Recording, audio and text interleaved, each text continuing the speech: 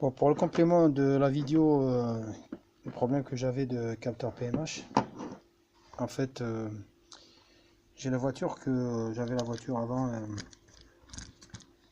elle s'arrêtait quand je fais par exemple, on va dire certains kilométrages, elle s'arrête et elle démarre plus et elle met, il affiche sur le, c'est une Fiat Stilo, il affiche problème calage. Donc là, il est impossible de la démarrer. Donc j'attendais quelques temps, on va dire une demi-heure, je sais pas. Et là, il redémarre. Et de plus en plus, il le faisait de temps en temps, mais là, après, il le faisait de plus en plus. Donc moi, je me suis orienté effectivement vers le capteur. Et après, j'avais vu sur la vidéo avant, j'avais vu qu'il y avait un fil qui était dénudé, mais c'était pas ça. Et en fait, c'était vraiment le capteur. Donc le capteur, il fonctionne quand il est chaud, il fonctionne plus.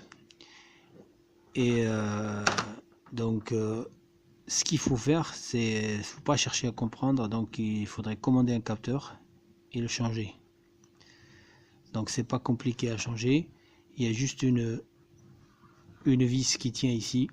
Donc le capteur, je vais vous montrer dans le moteur où il se situe, la connexion.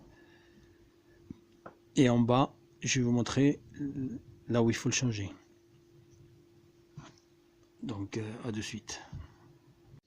Donc la connexion, elle est ici. Vous voyez donc sur la vidéo là où je vous montre, donc vous pouvez la voir.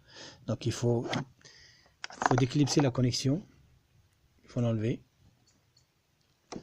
et après se glisser dessous pour changer le capteur.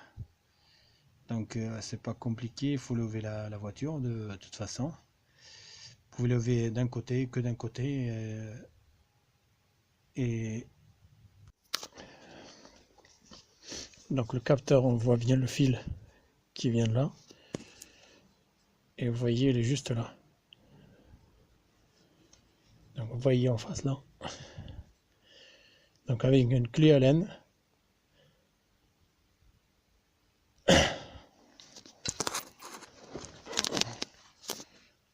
non, je vais pouvoir me décaler.